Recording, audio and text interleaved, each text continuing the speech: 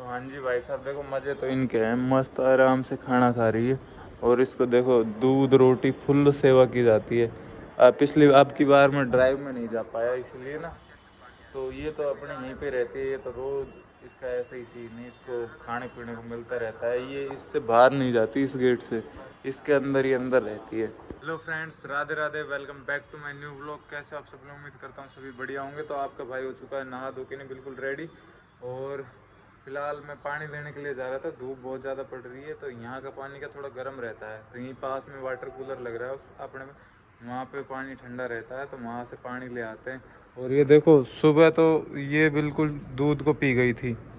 मैंने सोचा कि इसमें जो ये रोटी हैं ये गल जाएंगी, तो सुबह क्या है दूध को पी गई है और अब जाके खा रही है। इसको भूख लग रही है तब। ये तो नहीं है कि मस्त अपनी डाइट बना के खाए। तो दूध के साथ में क्या उस समय रोटी चल जाती हैं, पर अभी मतलब ऐसी सूखी खा रही है। अब उस समय दूध के साथ खाती। तो एक बार चलते हैं पानी लेने।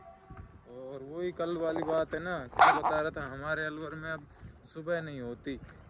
अभी बज रहे हैं कितने, 9 साढ़े 9 बज रहे हैं और दोपहर हो गई है, देख लो। तो फ्रेंड्स, पानी लेके मैं वापस से आ चुका हूँ और मैंने वहीं पे जेपी अंकल की शॉप पे चाय पी थी, बिस्कुट खाए थे। और उसके बाद में मैंने तुरंत ही ठंडा पानी पी लिया। उसके बाद में भाई साहब जब कमज़ोरी महसूस होती है, बिल्कुल एक नंबर सर सा घूमने लग जाता है। तो ये तो बहुत गलत चीज़ है भाई साहब, गर्म चीज़ के ऊपर डायरेक्ट ठंडा पानी पीना। मेरे को तो आज रिस्की सा हो गया, चलना मुश्किल हो गया था, पर फिर भी मैं आ गया। अभी फ़िलहाल ठीक है। तो भाई साहब, मैं द ओरिएंटल इंश्योरेंस कंपनी है, उसके जो उपलक्ष्य में, मतलब उसके जो महान काम की वजह से, उसके बारे में 2 बातें कहना चाहता हूँ। तो मेरी जो बाइक चोरी की फ़ाइल है, आपको पता होगा मेरी बाइक चोरी हुई थी 17 नवंबर को।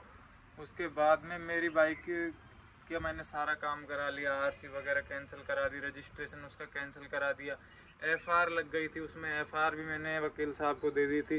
और उन्होंने वो जो रिपोर्ट है वो उनके ब्रांच में सबमिट की थी 21 मई को, और आज तारीख हो रही है 10 जून। तो मैं 21 मई के बाद में 23 मई को द ओरिएंटल के ऑफिस में जाता हूँ, तो वहाँ पे मेरे को फ़ाइल दिखती है। फिर वो बोलते हैं कि इस फाइल को हम अपने दूसरे ब्रांच में शिफ्ट करेंगे, क्योंकि ये फाइल इस ब्रांच की नहीं है। मैंने कहा ठीक है। उन्होंने मेरे को 2 दिन का बोला कि आप दूसरे ब्रांच में जाके संपर्क कर लेना।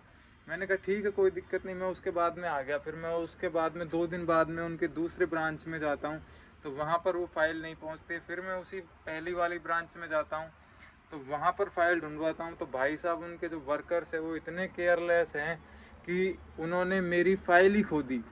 अब फाइल खोने के बाद में, मैं 21 तारीख की वो घटना है, उसके बाद में 23 को मैं गया था। तो ये लगा लो आप 23 के बाद से, और आज 10 तारीख हो गई, लगभग 17-18 दिन हो चुके हैं। तो कोई सलूशन नहीं है उसका। आज भी मैं अभी भी होके आया हूँ और मेरा दिमाग हो रहा है बहुत ज़्यादा ख़राब इस कंपनी को लेके।